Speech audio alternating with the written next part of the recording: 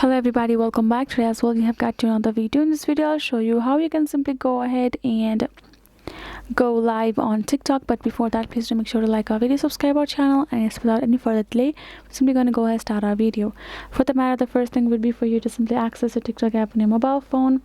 Once we have done so, what you're going to remember is that for you to go live on your TikTok is that you have to have 1,000 followers or above.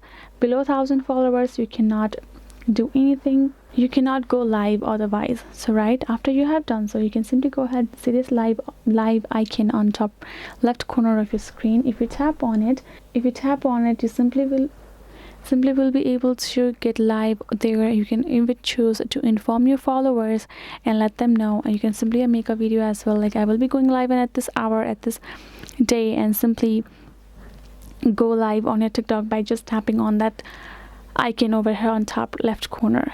So yeah, this is it guys. Hope this video was helpful to you all. Thank you so much for watching, and I will be seeing you guys in our next video.